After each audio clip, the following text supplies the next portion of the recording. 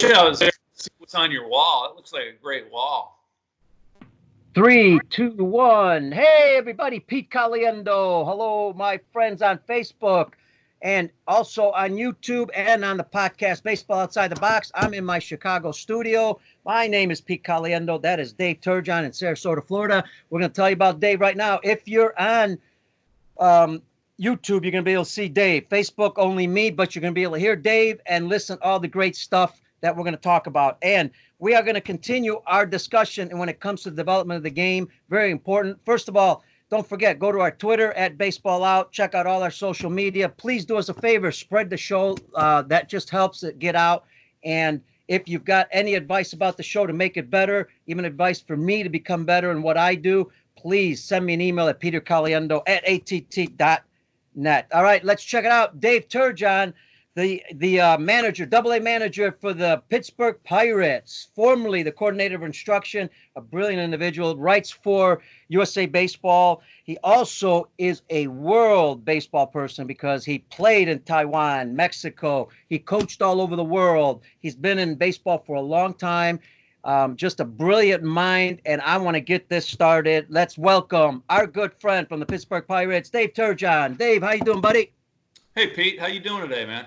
Good to see you, man. It's this is a great time to do the podcast. I know we have a little bit more time than normal. Yeah, I got nothing but time right now for you. Well, tell us during this time, and this is a great time to start this. During this time that you've had this break, for our friends out there, especially in Italy and some of these countries and all over the world that are struggling, what have been some of the benefits? Because, we hear about always the tough things about this, and we know it's tough. And as long as people stay home, we're all going to get better. Everything's going to be fine, and things are going to rock and roll. But what's been the benefit for you? So I think as part of the pro baseball culture, you got me okay? You can see me fine? Yeah. I'm looking at our friends on Facebook Live. They're waving. We already got Lunch McKenzie on there, who so we got a lot of people going to be coming on Facebook. Sometimes even if you're on Facebook, by the way, send us a message if you got a question for Dave as we get going. Yeah, we'll ask Dave that question. So that's a great point you bring up. And I've had this conversation with several coaches and some of my staff and some just of our local coaches.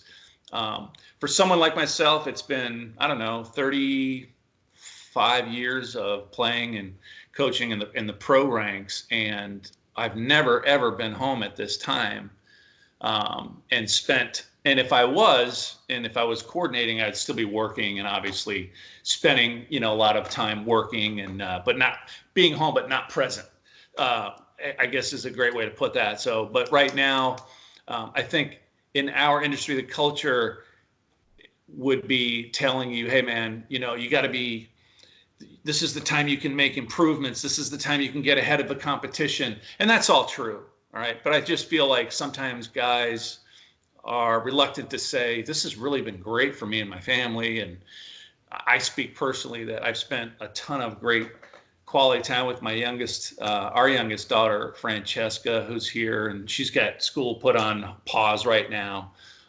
Generally, I'm in spring training. I have dinner with her at this time, and I'm asleep an hour later. And she doesn't get the best of me. She gets the worst of me. So then spending time, obviously, with my wife. She works from the home anyway, and my folks live with me. And we've had some really good board games going on. Some puzzles. We went straight old school with some puzzles and watching some movies. And this has been a good time for me. And I think the other silver lining to this is that when I'm with family. And I'm rested, it recharges me and gets me excited for the season. And that's why we have off season. So spring training is on pause, but it doesn't mean we're not, doing anything, obviously. I think family time is just as important as, reading. Absolutely. Now, and what about your players? Is this a time you're communicating with them, if you are, or if you're going to be before, this all ends? Yeah. How are you going to do that? And what's some of the communication that you're going to have with them if you would do that?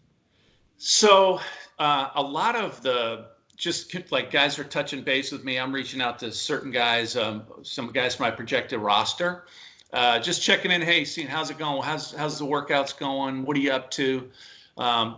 just to kind of alleviate some of their anxieties. Some of those guys are fighting for jobs too. They had come in prepared, and all of a sudden we're going through this weird time. So I just touch base and let them know, hey, how's it going? How's time at home? How's the family? Talking about creative ways they can train, without having a facility because stuff's closed down, or what would I do? And to be honest with you, Pete, you're a cold weather guy. I was a cold weather guy. Yeah. We didn't have facilities and all that stuff. It was baseball season, basketball season, football season, whatever. And so you kind of took it as it came. But preparing for baseball, I mean, we throw out in the parking lot. If there was snow on the ground, you throw out in the parking lot, took ground balls with the rubber baseballs and hit tennis balls instead of baseballs, just to kind of get your timing down and be creative. So I think having contact with my guys kind of alleviates a little bit of their anxiety, and just let them know, hey man, just do the best you can. That's all you can control. And this is one of those times where you can kind of live it, just control the controllables. Sure. Now, you were a pitcher, right?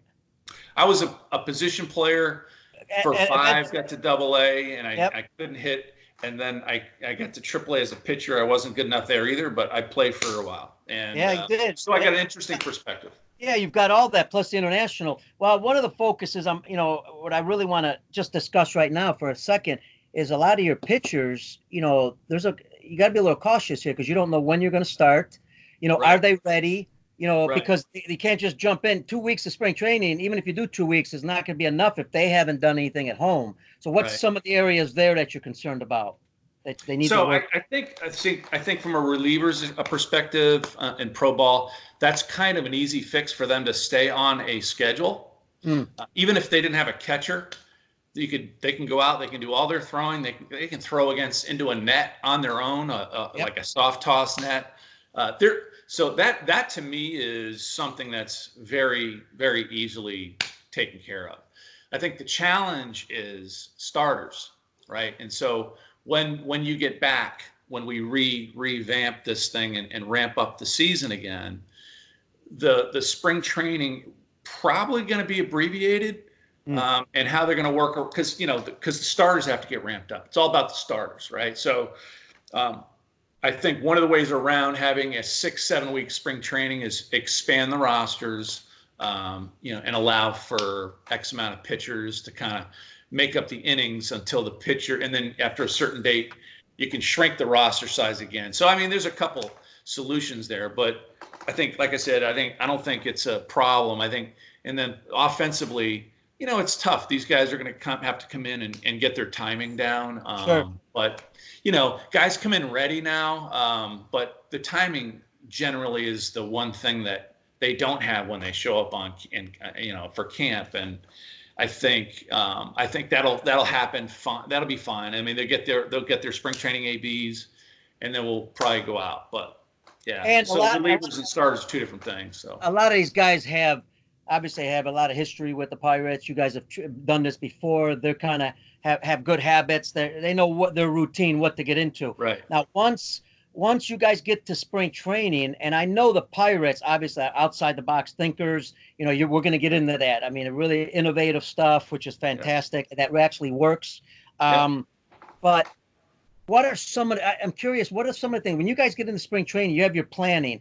What are the main focuses of spring training? What's the main focus to get your players ready? So spring training it's a good question because it's a very different time. You're not, players come in shape, ready to go. And you've got a couple of different categories. You got your guys that, they're prospects, and it is about them being ready for opening day. So for them, it's about reps. It's not about making changes. It's about getting ready for opening day. And then you've got your non-prospects who are fighting for jobs and all that stuff, where it's not just about getting reps, and it's not just about getting ready. It's actually they're really competing to continue to chase their dream, right? Mm-hmm. And so those guys, that group of quote unquote non-prospects, and I hate to say that, I mean I was one, but I think that's one of the tools that kind of keeps you hungry too. Is You got to Absolutely. prove yourself all the time. So spring training, it's never about making change. It's about preparing for the season, and it's about competition. And the competition ends up becoming really intense. And why I like it is because it's all done on these backfields, the real competitions, and there's no one in the seats, and it's kind of quiet, but guys are really present and they are competing and fighting for jobs. And that's a pure form of competitive baseball that you only see in spring training.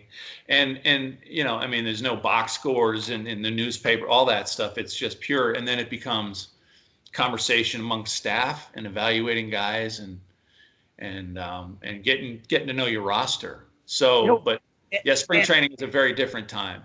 What I'd like to find out is this, because you brought an interesting part. You said competition. And then as our audience knows, we may jump around a little bit because, sometimes you spike that question out right away. All of a sudden I hear competition. I'm thinking, that's great, because I'm sure I went to spring training 15, 20 years ago. Well, I'm sure it's a lot different than now, because in those days it was just about reps, it seemed like, and it really wasn't about preparing for games. Right. Now, I know that the Pirates get their players prepared for games, and we're going to talk about how you do that. My concern, because I deal a lot at the younger levels, is don't we need to start this process that we're about to talk about? Don't we need to start this process at the younger ages, so when they get to professional baseball, college baseball, they're more apt and ready for that type of training?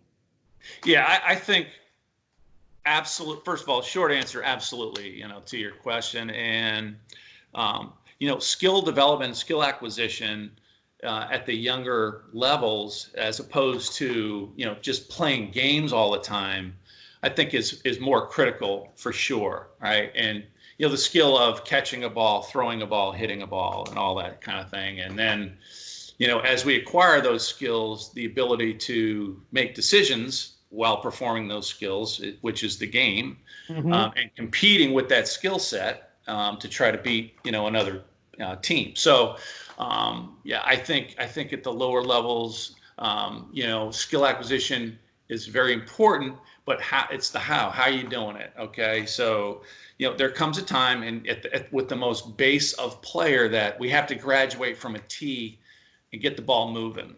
We have to, graduate from pitching lessons and get another guy in the box. We have to,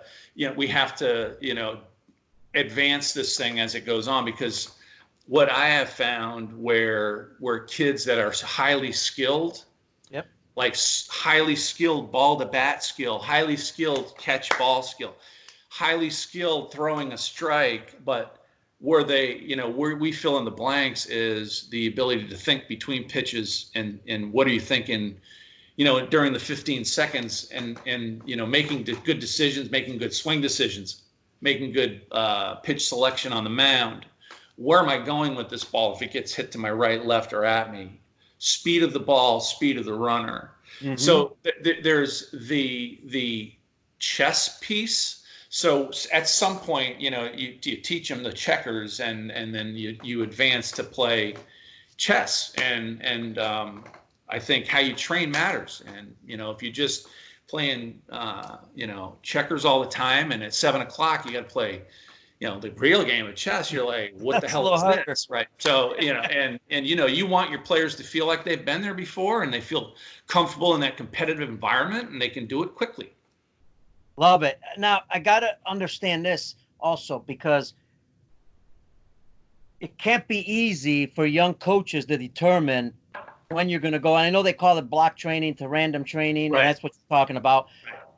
When do you go from one to the other? Do you start them a little bit equally and go along? There's a process there. I know it's not a cookie cutter process, and that's what the coach's responsibility is, obviously, but that's not easy. No. And so that's where, whenever I talk to groups like you and I have spoken together, and I'll talk about training. I'm passionate about how you prepare for the game and all that. And younger coaches or lower level coaches are always so concerned about, but there's a really not as high a success level with that kind of training. And I'm like, yes, that's right. That's what learning looks like. So now, how much block, how much random. I mean, well, that's the art of coaching. That's knowing the individual that's standing in front of you. And that's knowing the group that's in front of you. So individual and group, you always have a pulse on what they need and when they need it and all that kind of stuff. But the blend is the art of coaching. And so for me to stand in front of a group and say, that this is the equation, and that's the answer. Baseball is all gray. Yes. And how you train this thing is art too. It's important to know how, but it's important to know the art piece. And, you put a little salt here, a little pepper there, you mix it up, it depends on the guy and the group. So I'm always tell the story about how when I get into this thing, I went from played for 13 years. My first job was as a manager, and I had no business managing. I had no idea what on earth I was doing. And I remember the first thing I always wanted when I was running a field, whether it be a team fundamental or a individual defensive segment or a batting practice, I wanted high success and clean, because I thought was the mark of good coaching, good training. I just didn't know. I didn't know what learning looked like. And especially if I had my bosses around, I'd be super tight. Nervous, I'd be, reactive, not responsive. And then I would be, emotional. And I just didn't understand what learning even looked like and what they needed. I had no idea. And so it takes knowing those things and understanding what learning is, what it looks like, and then to be comfortable with it, so because some coaches I'm still like, hey man, don't worry. I said, when that field is clean, they need more, right? They need more challenge. They need more decision. They need something more, right? So, and they're all like, you sure? And I'm like, trust me. You just got to trust that what is true. And there's science to back it. And obviously, the proof is always in the pudding. How they performing at 7? Okay, well, let's break it down and do an autopsy of the game. What do you think we're lacking in our training? All right, well, let's go back to work. Let's train this. So, but yeah, that's a great topic, and there's no one equation, and that's the beauty of coaching, right? And when I started coaching, managing, and all of that stuff, everything came from my own personal experience until I realized it is completely not about me anymore. First of all, no one cares about your deal. They just want to know how you can help them. How can you help me? And so I got to look at each guy as a new book. It's blank pages, and as opposed to I got something for all these guys. My playing experience, which they're all different. Yeah, they're all different jobs, different experience, different levels, different cultures. Everything's different. So each player, you getting back to the training piece, you talk about art. Each player is a whole new blank slate that you have to figure out, how am I going to help this guy? Where is he right now? How do I he's at this dot. I need to get him to the next dot. How do I do that? And then the big picture, I go, what could he be? I think this is what he is. This is what he could be. And it's good to focus on the big picture and say, okay, let's go back to work. Let's see if we can get him to that dot. But the art and science blend is coaching, man. I mean, and coaching is so much of that just comes from coaching reps and experience, more than anything, failings and but the ability to get in there and coach players and be able to, I don't know, I guess the review piece, we talk about prepare and execute all the time, but we don't talk about review much.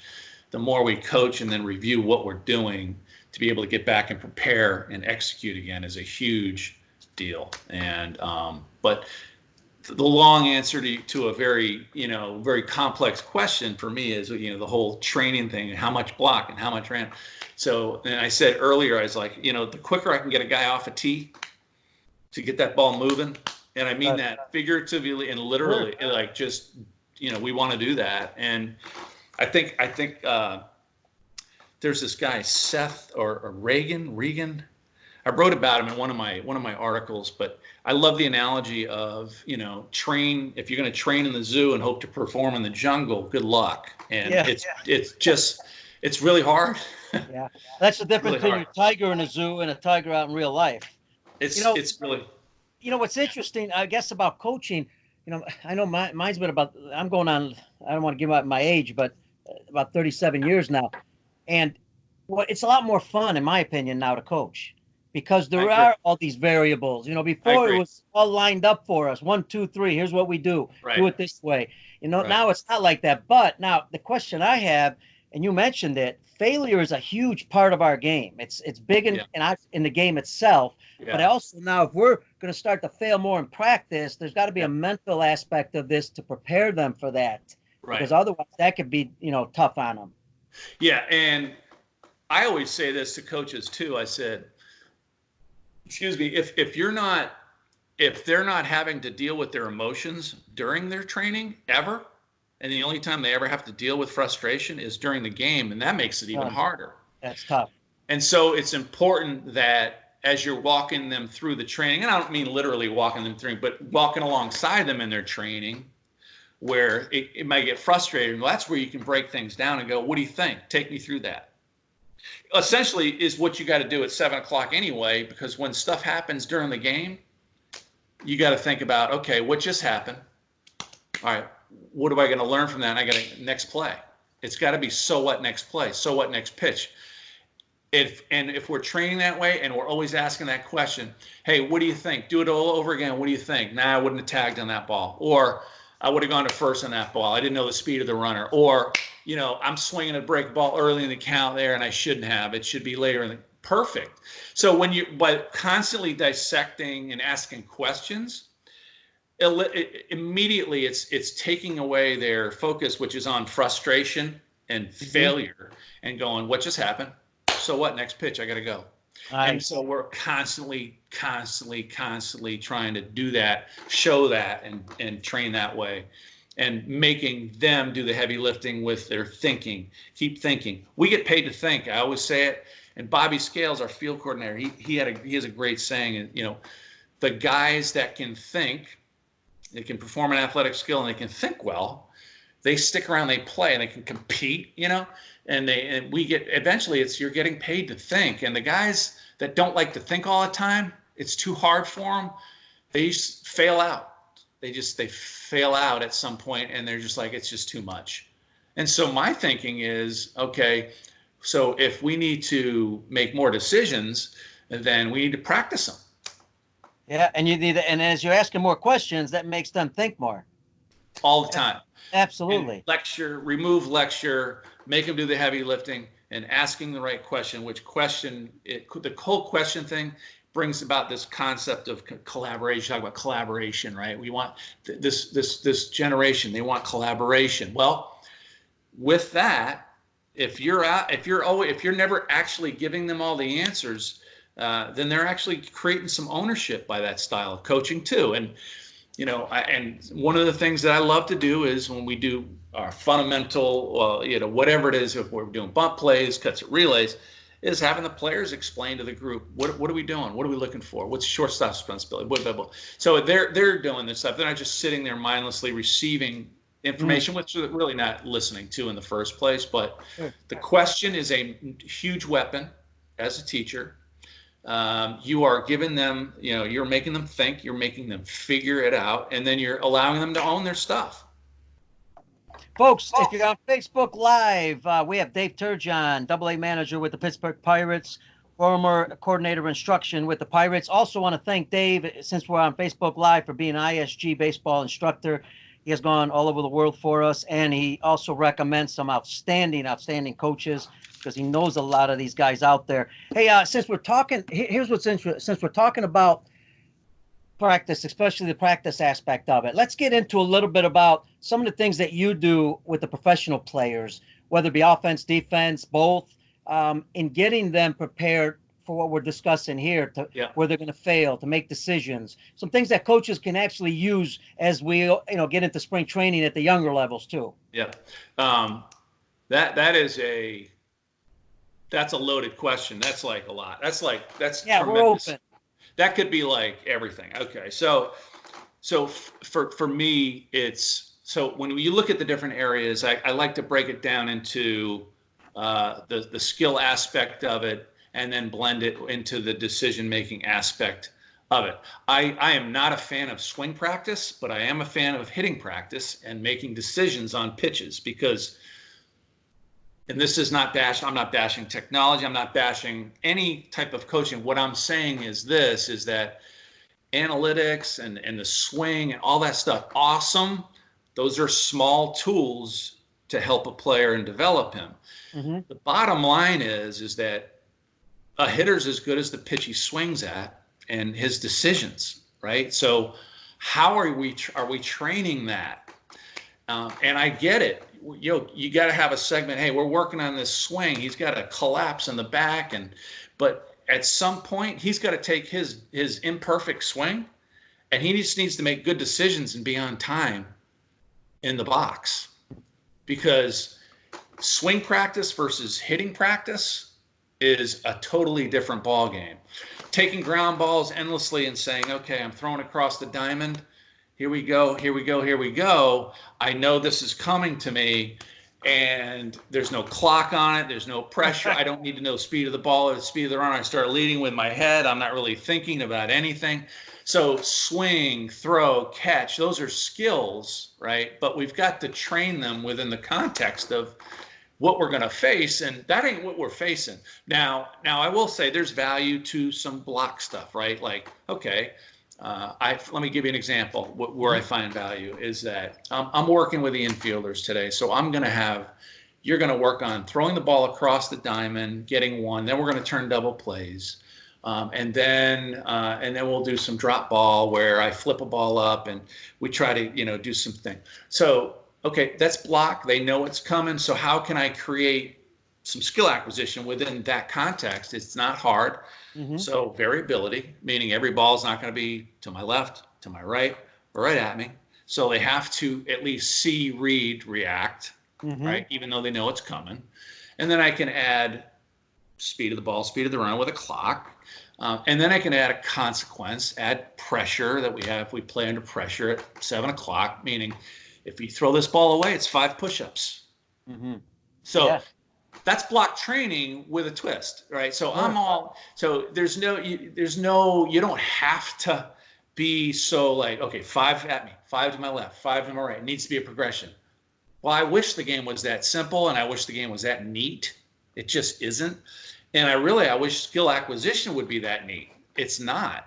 You have to learn and figure stuff out to acquire skills, right? And all the cognitive piece of it, the physical piece of it, it's all connected. But if you're not doing those all the time, then you're leaving one off the table.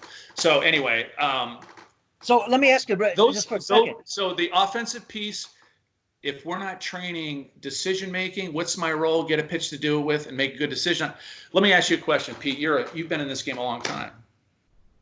On an average night, and we get answers kind of all over the map. There's no wrong or right answer. On an average night, an average hitter in the major leagues sees probably 12 to 15 pitches, right? Yeah. How many does he say yes on? How many does he say no on an average night, right? So I ask hitting guys this all the time. What do you think off the top of your head? How many does he say yes and how many no out of the 15 pitches? Yeah. He might say yes. I've heard different answers. Yes to 4 of them? I don't know. Okay, so you're a little lower on that. I've heard 40-60. I've heard 60-40, 50-50, yes to no, yes to yes to no, 50-50, 60-40, 40-60. I've heard it all in that range. And I always propose the next thing is, are we practicing that? Well, that was going to be my next thing. Yeah, that's what we should be practicing. So again, if we're in, and so we talk to our hitters about making, the better decisions you make, the better hitter you are. Sure. If I'm swinging at good pitches, I'll be what I'm supposed to be, maybe, right? Yeah. So when we throw balls on purpose and the guy takes it, that is a great rep. We're like, that's a good rep. We reward that. We say, yes, we reward it.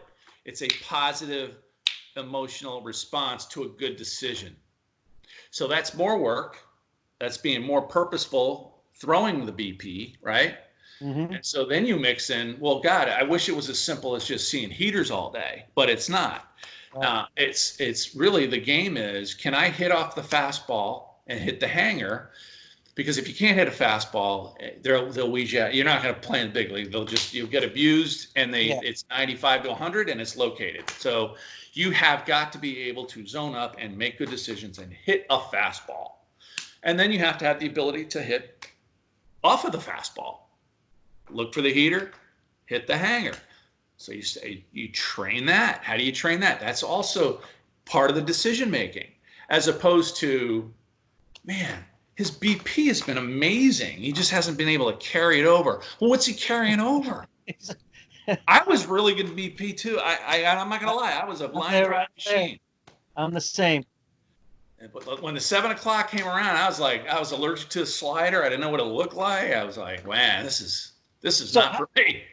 How does your BP look? So let's talk about the BP. How does it look? Is there a 10-minute, where there is just every day it's different, and as a hitter, you have to be able to be adaptable, because you see a different arm, you see different angles, you see different spins and speeds. You have to read and adapt and make good decisions. So it might be, I see left-handed spin.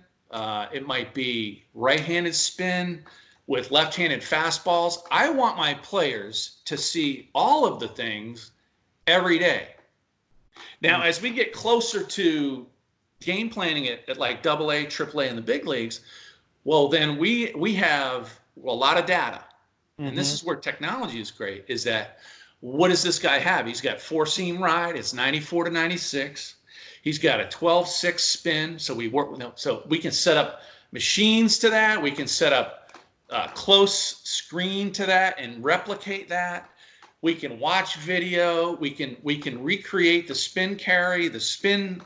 We can prepare our guy to face that. But then how about the bullpen? I mean, hell, if we get in the bullpen early, we may see 3-4 more arms, right? So, right. Okay, so we need to train kind of everything all the time, right? We need left angle, right angle, left spin, right spin, decision making both sides, right?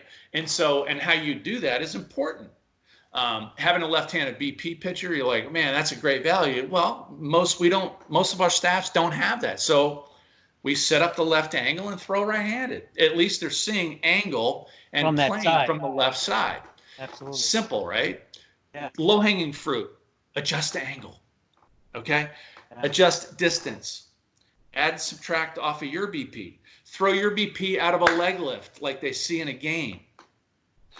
Change your leg lifts. Have a slide step in there on your guys. They have that in games.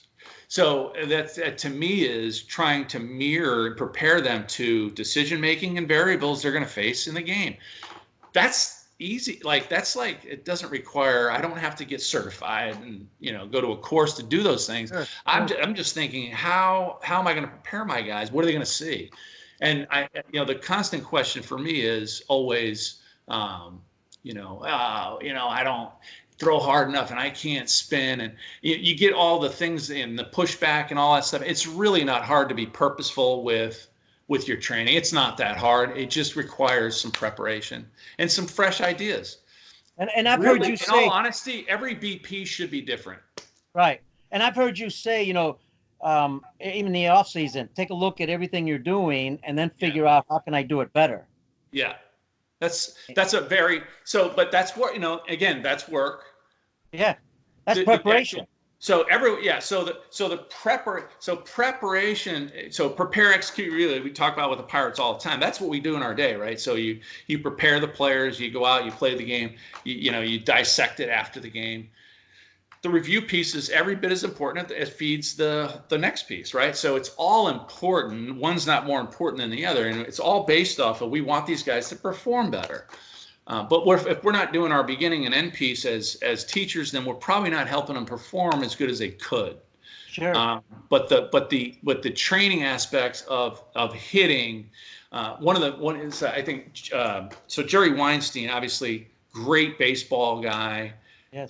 Super well-rounded and has lots of interesting thoughts, is all in on this type of training. And I've actually seen on Twitter Jerry's BP in the Cape, where it was extreme angle left hand, extreme angle right hand, machines, velocity where it was getting up on him, but very, very good where these hitters we're developing the adaptability piece, and we're developing the skill acquisition piece, the decision-making piece. And it's not yes, yes, yes all the time. It's yes, yes, no. Mm-hmm. And that is a skill as opposed to swing practice.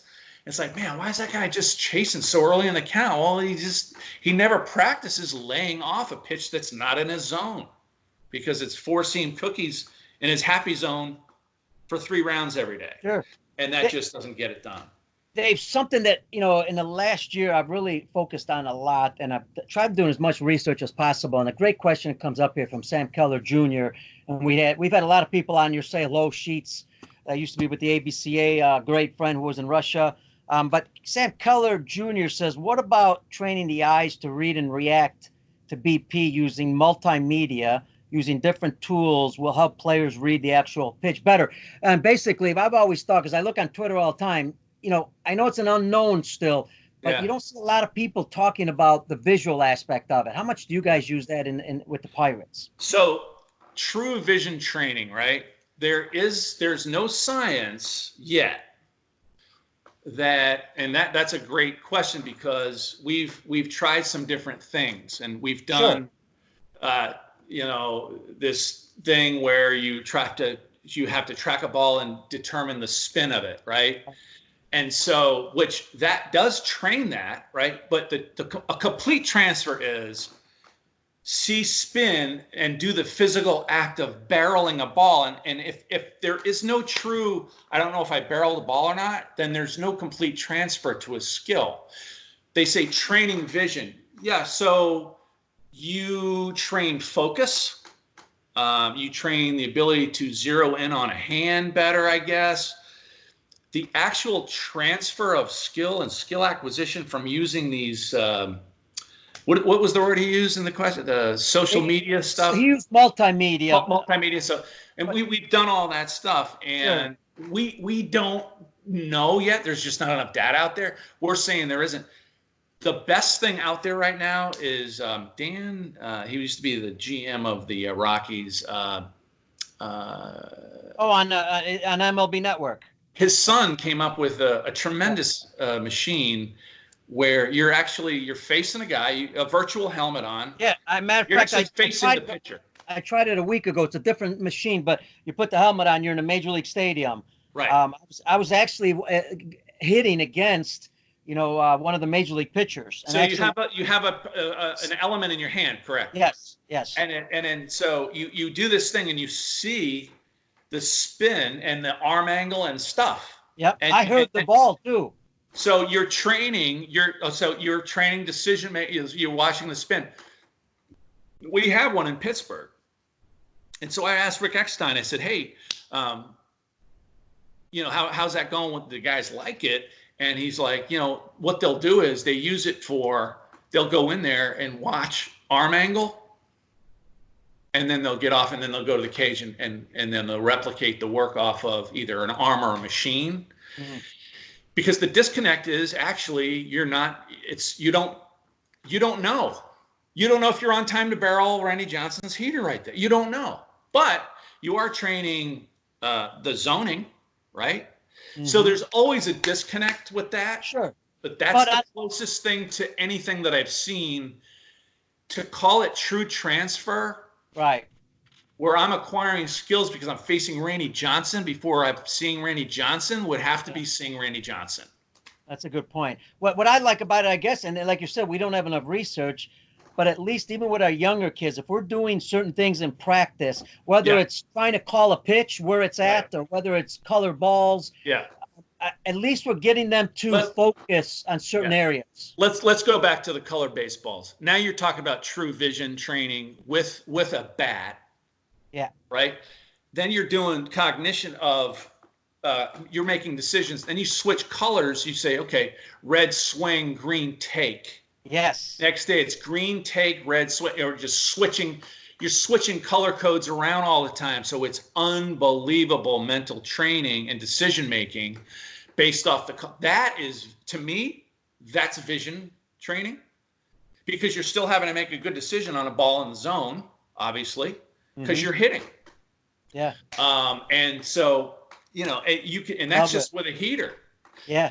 And so you could say, you can make that as complex as you want. In my opinion, the color baseball thing, and then to use it on the defensive side of the ball, oh, that's tremendous. Red ball, double play, green ball, going across the diamond. Wow. To a clock with a consequence. I mean, you think they're engaged? I mean, that's his focus and intent on a rep. That's how you acquire skill. It's not, oh man, I'm just feeling sweet, man. These lineas going off. I mean, And I always feel like this. I'm 54, and if I was a horse, you'd shoot me because it's done. I mean, the legs are shot. It's gone, right? But I always feel like when I'm watching training of hitters, and I go, man, I think I can get in there and barrel some of that up. That's not good training. That's like my litmus test is if I feel like I could get in that box right now and be barreling stuff up, that's not good training. Now you start spinning some stuff and getting some velocity, and start moving in around a little bit and making me make decisions. That's real. That's real stuff. And coaches, players, and parents here in the U.S. and around the world, I got to tell you, the reason Dave is so good at what he does, I experienced it firsthand. And I think this is where the great coaches, I believe, really have an attribute here. I remember sitting at breakfast, Dave Turgeon, Reggie Smith, Jerry Weinstein, okay? And I listened to Reggie talk, and then you guys were just asking questions and questions, and you were attentive. Now, you've all been in the game a long time, man, but you weren't there to try to impress him on, what you know and what you don't know, whatever it is. You were there to really learn. And I think that's critical when it comes to at all levels. Doesn't matter what experience you have. Yeah, I think, well, first of all, if I'm in a room with Jerry and Reggie and I'm talking, then I am not smart. Right. So it's like I'm, with two encyclopedias and that have done virtually everything in the game. I always feel like I don't know much, but I need to know and get my players to know and take them on that kind of journey with me. But we call it having a white belt mentality. Like in judo, the white belt is the beginner learner, where you're just taking in information and learning. But I feel like if you're a learner, first, and then it allows you to be, a teacher. So for me, it's always about learning first before you can become a teacher. Rod Olson, one of our leadership guys, and you've probably heard about Rod before. Mm-hmm. He coaches some coaches. He's really good. He always says you can't give away what you don't possess. And, for me, quite frankly, if every one of my players is a new blank book, then I'm trying to fill in the pages of his book. I owe it to him. I got a lot to learn. I got a lot to learn about him. I need to learn from others, and guys like Reggie and Jerry they're just gold mines. Now, you're also dealing with some very talented players, some big names. When you first started, how were you able to get the respect and be able to help them? Where did it all start? What's some advice you can give our coaches there as they get into higher levels? So back in the day when I started managing after playing, I told you I had no idea how to manage myself, let alone others. And I thought they just wanted to know about what I did. And that's why I got the gig. And that had nothing to do with why I got the gig. And quite frankly, I'm grateful I got the gig. It helped me figure out what I don't know. But it's as I started to learn, and I realized that playing and teaching are two separate careers. Mm-hmm. And there was so much of the game I just didn't understand and know, that once I got a knowledge base and I started to understand the game at a deeper level, more molecular level of X's and O's and then individuals, and started painting pictures on different guys and personalities and pushing different buttons, I realized that they don't care about your career at all. Mm-hmm. They really don't, unless you're like Sandy Koufax. Right. And then after a while, it's like, Sandy, I know you threw 12 no hitters, but how do I throw a better breaking ball? Yeah. Can you help me? And so the question is, he wants to know, can he help me? And do I trust him? And so that's all based off a relationship. So if you're not really good at this thing where you can hang out with the guys and get to know them and connect, you won't even get to the can you help me piece. So the firing order of a good teacher, coach, manager for me is the man first and connect. All right. And then, again, can he help me? So to build that trust thing, and the trust thing, knowing, when things aren't going good, do you jump ship on your guy, or are you right there behind him saying, hey man, you ready to go get him tomorrow? What'd you learn tonight? Let's go, man. This is going to be fun. This is going to be great when it clicks. Yeah. That's the difference, as opposed to, when I played, man, I saw this guy and I used to, they're not in on that stuff. And quite frankly, even and I'm certainly, my career was not good, but if it was, the player really truly gets over that quickly and is like, what do you got? Yeah. What do you got for me? Because I got to go. I'm trying to compete and make, a living. So that's really what it's about.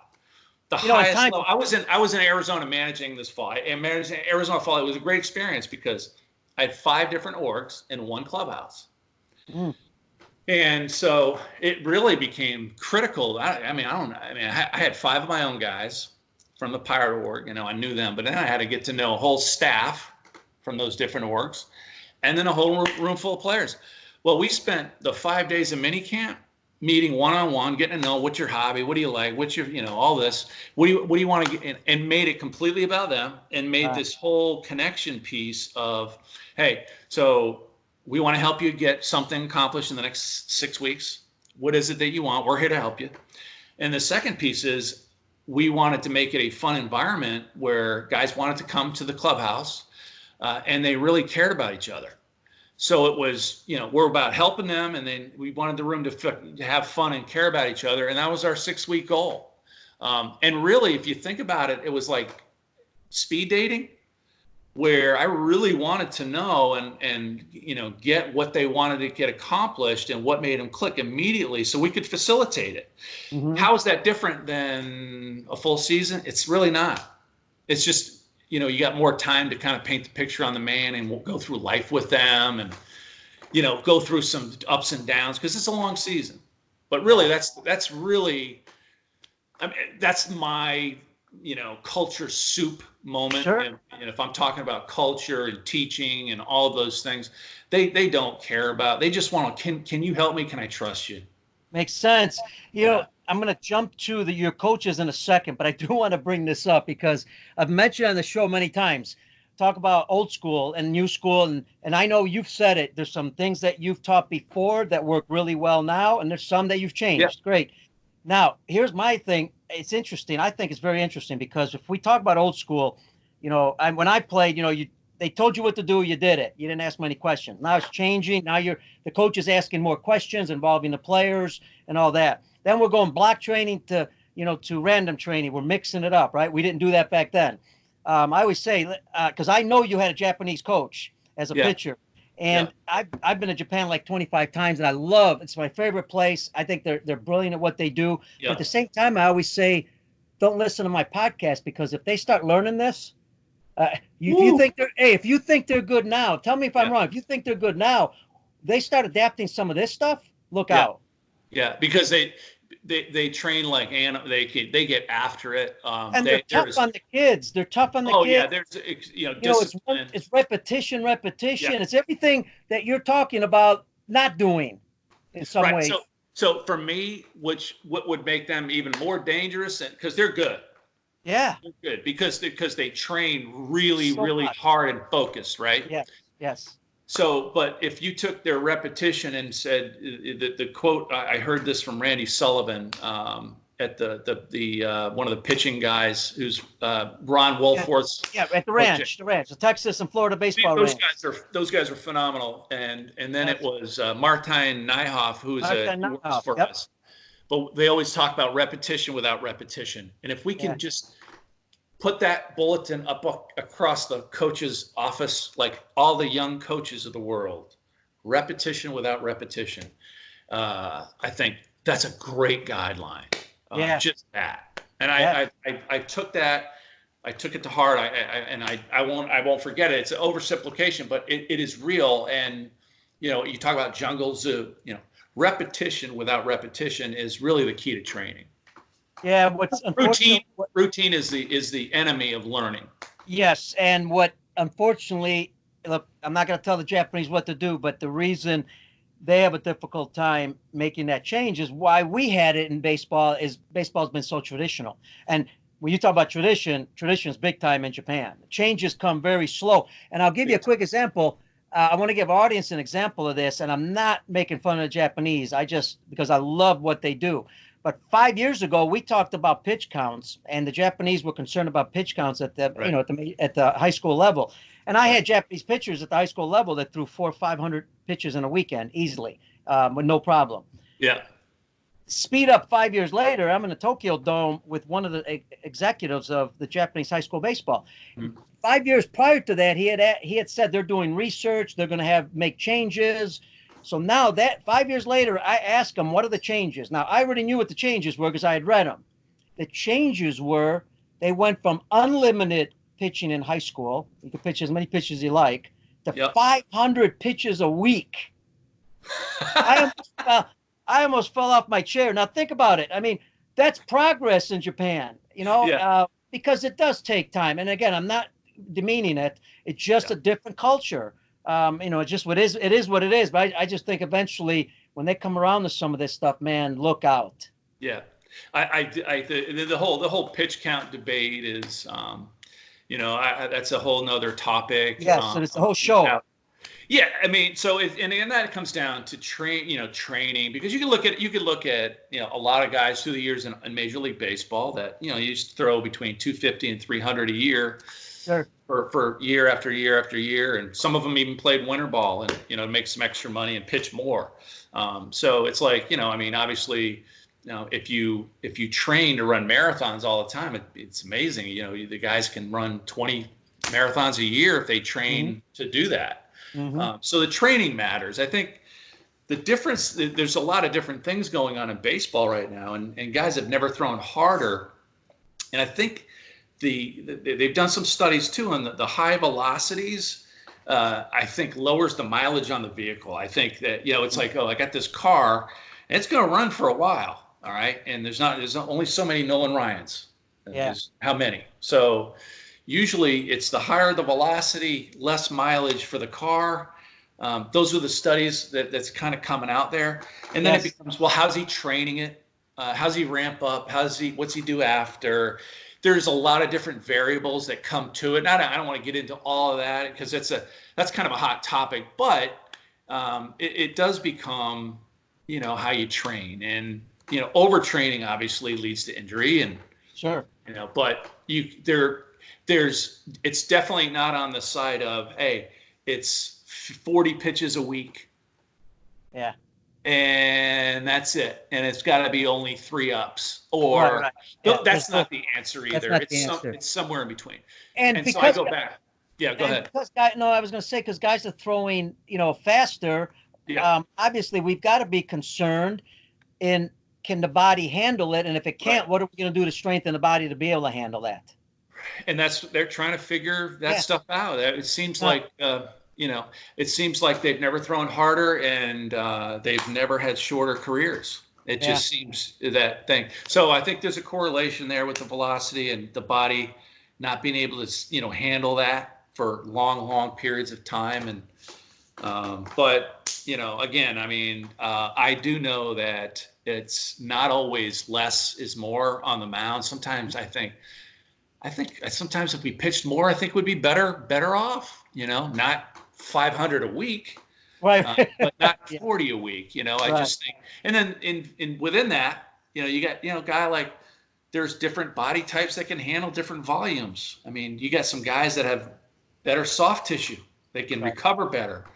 It's different, like each guy it's kind of a different guy. So I think the talent level, the tissue they have, I think that's all important.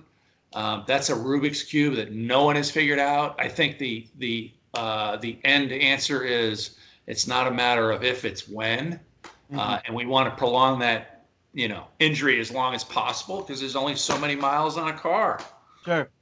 Dave, as a manager, I wanted to also get into this a little bit. As a manager, the Pirates obviously have some great coaches, and I'm sure they do a their selection process is very detailed. Not everybody's fortunate to always pick their coaches that are under them, but Right. your relationship with your coaches, because you might have a hitting coach, this coach. Yeah. Where does it start? How do you because everybody has different ideas, different philosophies. And maybe they're trying to get your job. Maybe they want your job. How do you deal with all that? So I think I always look at my staff as my extended family. I have my marriage and my kids, and really, when you're in a full season with people, it is a marriage, and you are spending way more time with them than you are with your own families, right? So I think the marriage principle, I think you need to be close as a staff in order for the clubhouse to come together. And if the relationship isn't good with staff, players know this. And you know how kids would kind of try to divide a house and play mom against dad and all that kind of stuff. Yeah. Same goes on, in a real clubhouse where if guys can sniff out, hey, I might have an ally here. I know those guys aren't getting along.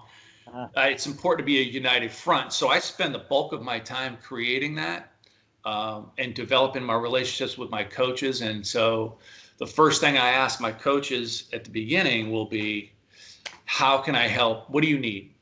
I want to give you everything you need to do your job as good as you possibly can. What do you need from me? And we walk through that, and then to keep kind of circle back to that. How am I doing? You getting everything you need from my end? What else do you need? How's it going? But it's a constant developing of that, and that also develops trust, because he's like, this guy wants to have me, I want to have success, but my manager wants me to have success, because I believe part of the manager's gig is to put your staff in the best sweet spot they can be in, because that's going to benefit the guy that we're here for, the player. So if the coach is in a sweet spot, the player is going to get helped, and that's the bottom line. So, but it all starts with staff being tight, and that's like my number one priority is the tightness of my staff. What about during the game when you're making decisions? Yeah. How much do you rely on your coaches? There's a communication there. Rely on them all the time. And, I want, and especially they're good baseball men, including my pitching coach, Tom Filer. I don't know how he pitched the big leagues, been coaching 25 years, just at all levels. My bench coach, Head Alvarez, coaches in winter ball every year, coaches third. He's got more reps coaching third at the higher levels than I do. My hitting coach, David Newhand, played the big leagues for 6-7 years, played all the positions. He's my hitting coach. If I'm not having feedback and conversations with these guys, I'm not really smart. So my thing is, during the game, it is a constant conversation and transfer of information and what we're seeing to each other, and then pulling the trigger on different things, whether it's, I'm going to go with a hit and run right here, if me and Albie are on the same page, or David, my offensive guy, is here and I'm having a conversation with him. He's like, yeah, not with this guy, not against this matchup. I got you. It's a constant. It's not, hey, don't talk to me, I know what I'm doing. It's a complete opposite of that. It's like, what do you got? Right. Yeah. And so, and then ultimately, making good decisions based off of good intel. Right. And so with that and being in the battle with each other every night, that's how you get tight. I mean, you're in the fire with guys, and you're making decisions to try and help guys and win a game. It's fun, man. That's awesome. But it's a constant conversation about what's going on in the field all the time. Positioning. You like where the third baseman is right there? Yeah, I like him. I say I'm good. So, but they have responsibilities too. Like I give Albie, my infield stuff. I said, but when it comes to, you want him in, you want him back, you want him halfway. What do you want right here? I'll be the final say on that. But pitch to pitch, he's got stuff. My outfield guy is my hitting guy. He's going to be positioning. It allows me to see more things if I'm using all of the talent that I have on the bench with me. Yeah. And if you're not doing that, then you're really limiting yourself. And why would you? I don't understand why. Right. And what happens in the process is Albie's now seeing what I'm seeing. David's seeing what I'm seeing. I'm seeing what David's seeing. Albie's helping me. I'm helping out. We're all making each other better. And the bottom line is we're all growing in this thing. And that's very cool. It's a very cool thing to tap into guys like that. Absolutely. Especially through it is a long season. Long season. And what about, your coaches are in the clubhouse, or in the dugout, wherever they're at, they're seeing sometimes some things you may not see, and you see maybe clicks going on, or this player's, constantly looking at his stats, or maybe he's down. How do you deal in those situations? So that's all good, and that's just knowing your player, and so when your positional coaches are working with guys, all this, when you paint pictures on guys, when you're in the trenches doing one-on-one stuff with guys, teaching them or whatever it is you're doing, that's when you get to know guys and what makes them click. And so if it's stats that makes them click, and he's obsessed with the stat, if you can flip it and get him obsessed with the process during the workday, then he's going to get the stat that he wants. And so what you focus on during the process is entirely up to you and the player, but getting him to focus on the right stuff in the workday is where you take those things. That's where I take those things. Who's having that talk? Who's having that talk with him?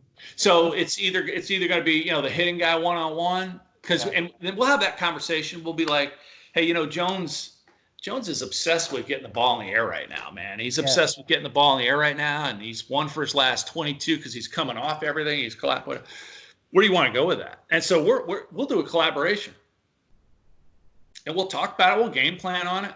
Well, how do we want to set up his work day? I mean, how's it going to get it? Let's get him back to the middle of the field. First of all, he's pulling off everything.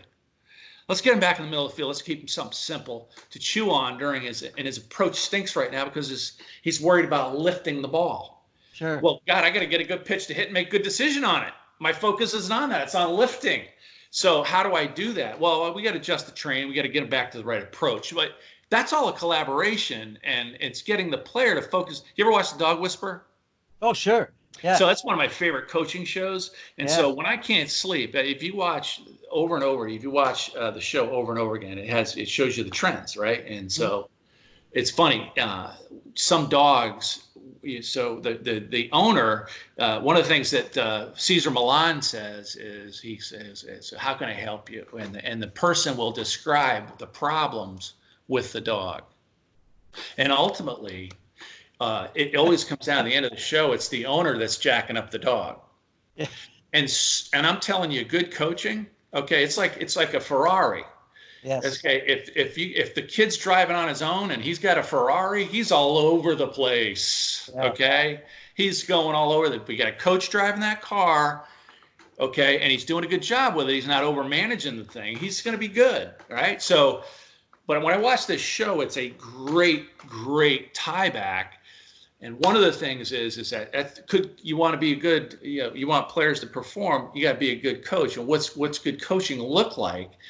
And there's also good coaching on the show. There's discipline. There's training. I mean, there's accountability. I mean, to get the dog to kind of get the right mindset. But one of my favorite things is when he takes a walk with a dog and he's trying to show the owner, this is how you walk the dog.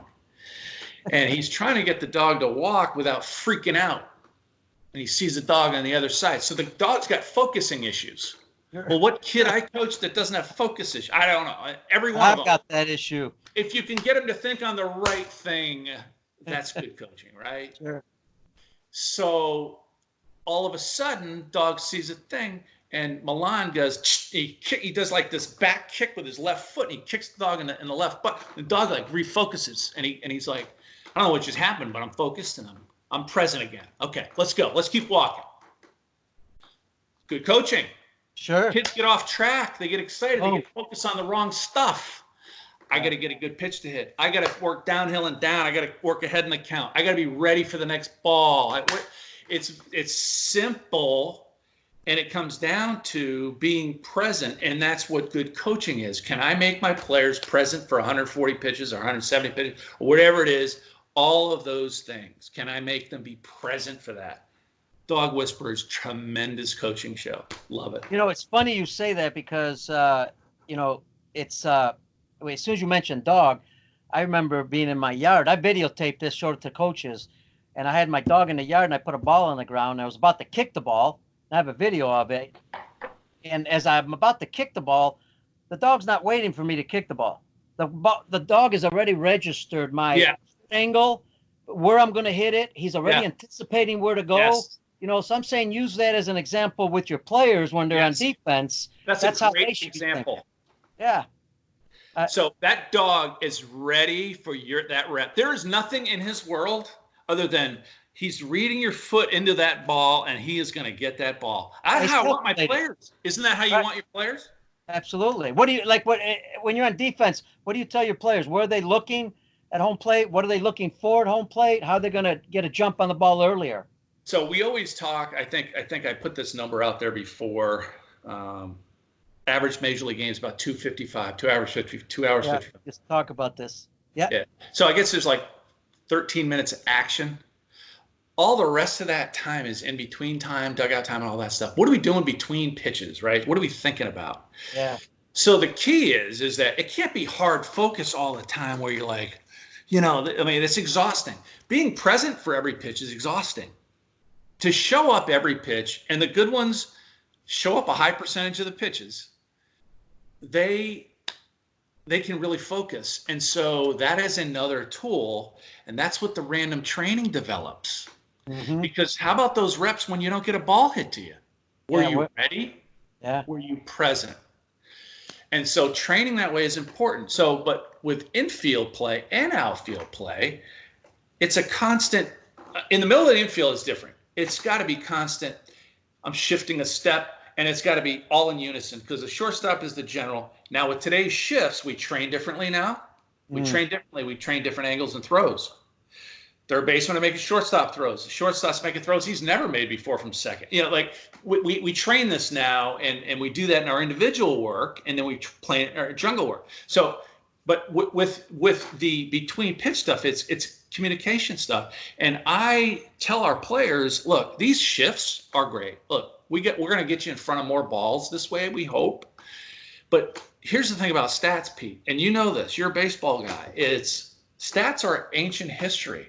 They paint a picture, but it's history. It's the past. It's not right now. It's not the guy on the mound. It's not the guy in the box.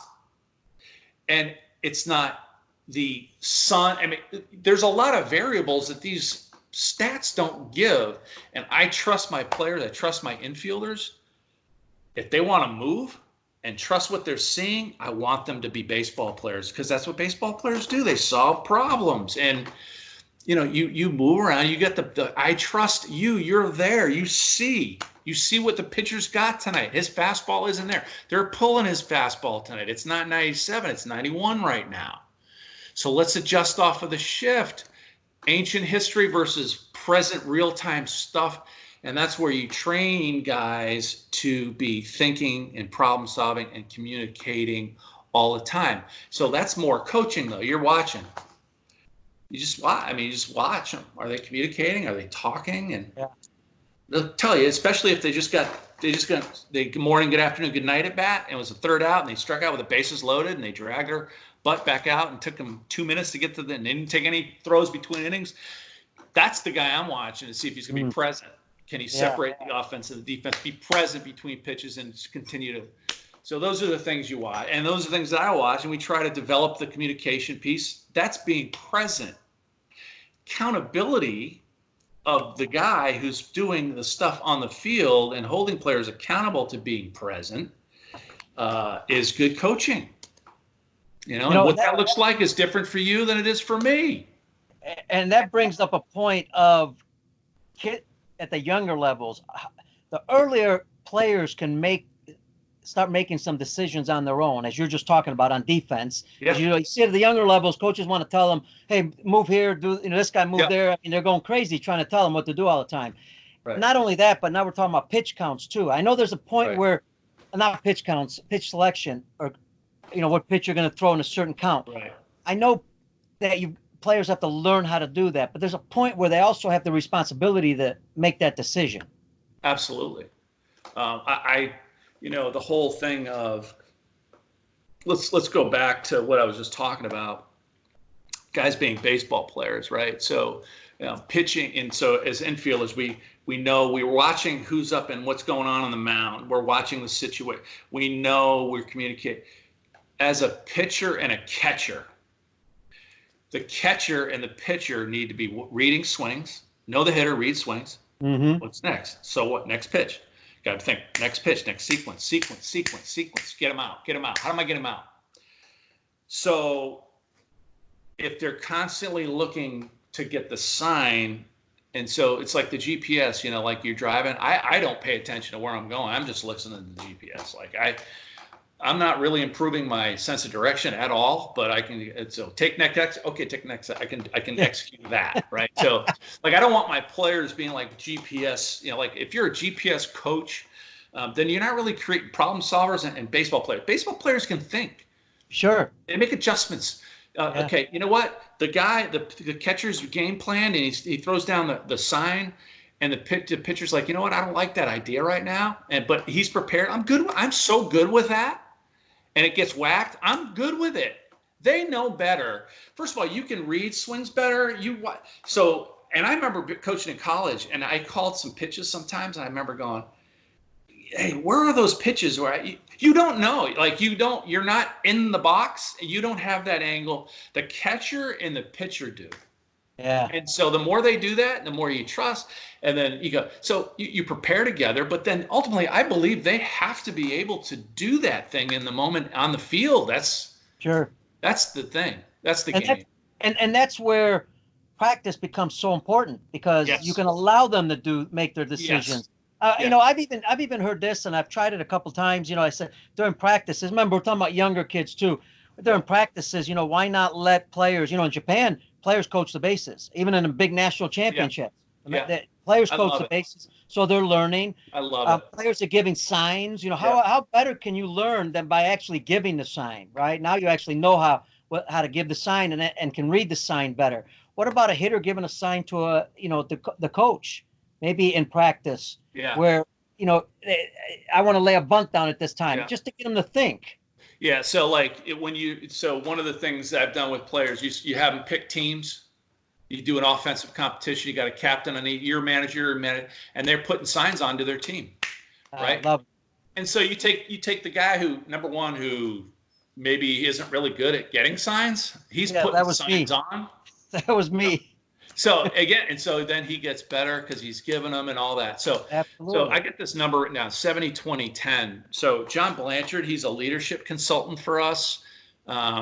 He's phenomenal, but he used this number 70, 20, 10. And 70% of our learning comes from experience, 20% mentorship and people pouring into you. And then the 10% piece, which is, you acquiring through reading, study and all that kind of stuff. So, learning is there's a lot of different ways, and those numbers I'm sure could be with a slide rule for different people.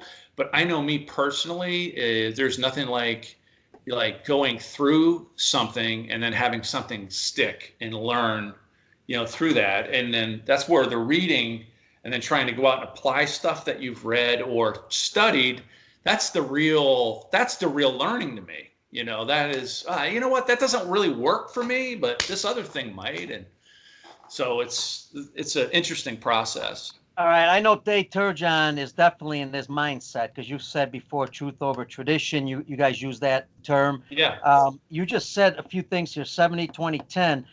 Somewhere in here, I wonder where this fits. And we talk about this to a lot of coaches as we travel around the world, always saying, hey, you've got to learn from others. And I'm all for that. You got to learn from others. The more you can learn, the better.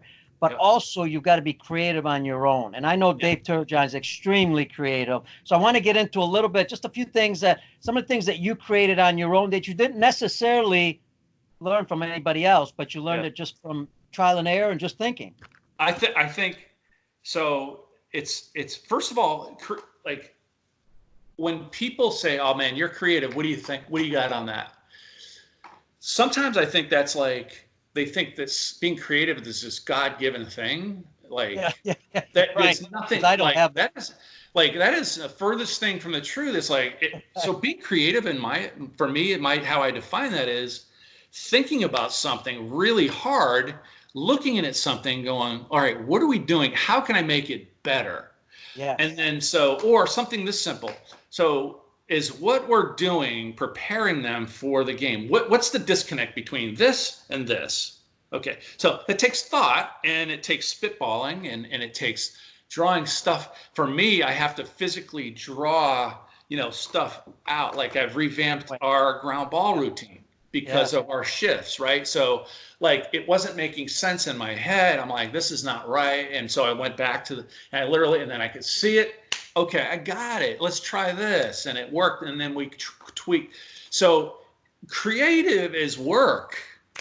It's just thinking about what do you want to improve, right? And so, and I think creating something that can parallel what they're about to face. And the next thing would be the creativity going, okay, I want to get them so prepared that the game might even be slower or easier, like going beyond the truth. So like, and there's a lot of value to that too. And then, obviously you don't want to have the game, just handed to them on a platter where they're getting killed and, training all this time. But wouldn't it be nice if your player, went to take his algebra test and he was like, this is a lot easier than the homework I was doing. I got this, this is nice. Done. So those are the thoughts, but creativity. And then the other thing would be if you're stuck, like, hey, Pete, our cutoff and relay training, what do you guys use? And that's why I'll go out and I'll call, Mark Kingston, South Carolina. Hey, what are you guys doing over there? Jerry, what do you guys like with your cat? So something that you tell me might make me go off in a whole different way. I might not even use what you said, but it got me thinking in another way to try something different. And it's the whole thing. But I'm never going to have any of those thoughts if I don't think about, how can I help them prepare for their game, and how can I help them acquire skills so they're not going to a gunfight with, a BB gun. Yeah. And I'll throw this at you. So, because I know it might spark a few things. I've always been thinking, how can we train more during the game? Because, a lot of times at the younger levels, they don't have a lot of practices. Yeah. So just throw one out. I'll throw one out at you because I know you're going to throw 100 out at me. One would be I always wondered why, when the pitcher was done with the 8 pitches, when we threw down to second base, why was the shortstop on the base? Because that doesn't happen in a game. In a game, I played short and second. I've got to be able to read the ball, make sure it's not hitting my way, break to the base, catch a ball at the same time I'm about to get there, put a tag down. But when do you practice it? Well, when you practice it is every inning, when the catcher throws down the second. So just to give you, and I know you think that way too, and that's what I want to give. I want to get some ideas what you guys do to help our coaches think outside that box a little bit. So depending on the catcher, so those are, when you're talking about 9 reps, right? And so you're also talking about you're priming a game throw. So priming 9 game throws as opposed to flipping balls. Right. No thought, right? And then all of a sudden, I just can't answer the bell when my exchange was off. So 9 throws, 9 exchanges at game speed. That's pretty good. Yeah. We use, we'll go second base, and we'll go back pick at first from the, if the guy likes to throw from his knees, he works on that. Or it's a throw behind the runner, they'll throw to third. But we rotate our bases. Yeah. And then, you can talk about, obviously, the guy who's receiving the throw, what do you want, your catcher throwing to him as, it's a steal of third, or you want a back pick, do you want him there? What are you working on there? So, but we do rotate the throws, and I'm sure Jerry's done it in the past. We've done that for quite some time, but the catcher has the freedom to do his thing. Like what's his specialty? So is it a stand-up casual back pick he's working on there, or is it a throw from the no look? Those are purposeful reps, and I those are the things to me. So this summer I was in Pittsburgh for a set. We were playing the Rockies, and I got a chance to see Arenado. He was always tracking, like he was there tracking bullpens, taking, he was talking about vision training, but he was tracking, and I guarantee you, he was making decisions out in the bullpen. Yeah. And so then I watched his routine at third. I call it routine. There was lots of variability and challenge, but whatever he did defensively at third, between innings, he would always make his longest backhand throw and his longest forehand throw. So he was priming himself for the 2 hardest throws, as opposed to between innings, take a couple, talk to your buddy flipping from the grass, and Right. you know that first one's going to get hit to that guy in the hole, and he can't even make that throw. He wasn't primed. I always talk about priming as one of the things, priming them to get them in the right frame, or priming, the body to make a big throw, or priming the ace swing as opposed to feeling for the ball and just going through so just the priming aspect of what we're doing on the field, being purposeful with the reps. I think the catching thing that's a low-hanging fruit. I mean, just think that's 9 good reps. We can work on some different things. And then between innings, with the shifts, what throws are you guys going to be making? Mm-hmm. Third basemen are turning double plays like shortstops now. Let's see, work on that one. And that's what's great is that what you're saying is basically, you guys just didn't come up with this. You had to think through all this. How do I make changes? Why am I making them? Dave, this has been awesome. And we can go on for hours. Now, here's what I'd like to do. Couple things. One, at the end, we're just going to open it up a little bit and just say, Dave, anything that you wanted to talk about that we didn't get a chance to talk about, you want to tell our audience any recommendations, suggestions, go for it. But before we do that, Dave Turgeon daily, to make himself better, what do you do to learn constantly? What's a routine that you might have that gets you going? My life, it goes like is off season, in season, or I should say it's not off season. It's more out of season. It's like in season, out of season, as opposed to off season. I think, I like to read. That's one way to kind of feed my mind. But I think what you read is important. Obviously, I believe that, if you're a balanced guy and you take care of yourself spiritually, intellectually, physically, rest, recovery, giving yourself a chance to be a good coach is important. So, you don't want to be the starving baker where all you do is feed all the time. So if you're not taking care and feeding yourself, then you're going to burn out and you're going to have issues, and the players will know it. So take care of yourself first, because you say it's not about you, but it is about you. It's all about you and taking care of yourself so that you can take care of them, obviously, and your families. But I think what you read is important, and I have never felt compelled to go, oh man, that book, that analytics book on offense, that one on Twitter everyone's reading, I got to get that right now because I'm behind. I've never been compelled to do that because my process and where I'm at and what I need is so different than those folks. God bless them. That's what they're awesome.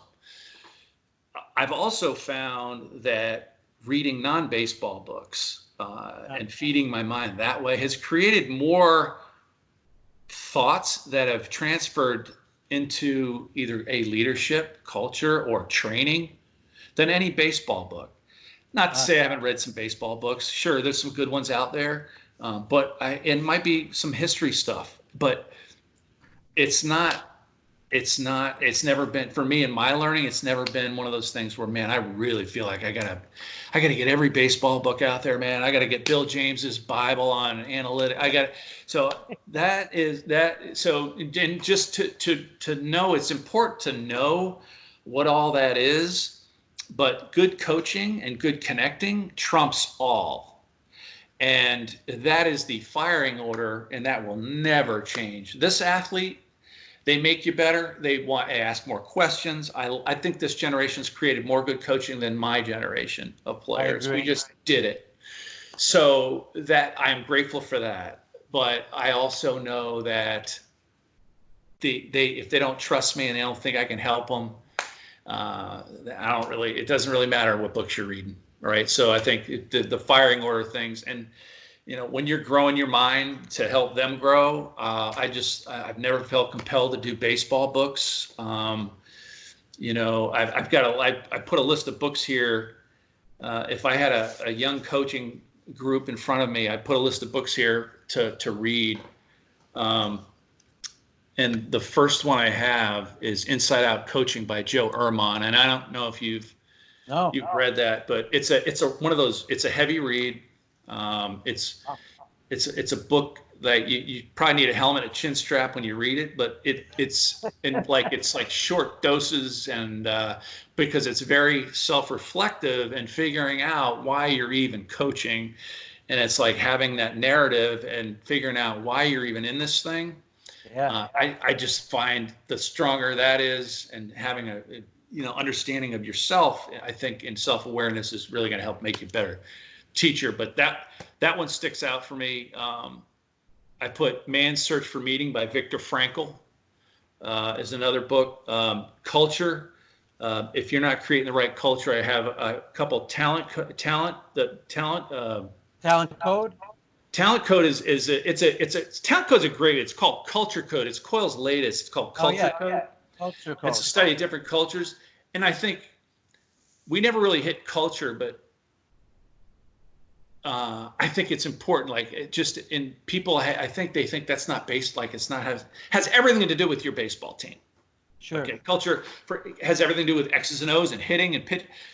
Culture is all of it, right? So your pitching area has a specific culture. You have a team culture, how you look when you work culture, how do you interact like teammates culture. There's this culture, and it involves a lot of this different stuff. So I read some different things on culture as well, and the culture thing. I say, young coaches, I say, look, what in your pitching area, what does it look like to be, a Chicago Cub or a New York Yankee? They really pitch in a lot. They pitch backwards a lot. There's no leverage counts when they get runners and scoring. But they have their own culture and mound presence. It's real. Every team, you're like, when you play the Yankees, it's this. When you play the Pirates, it's this.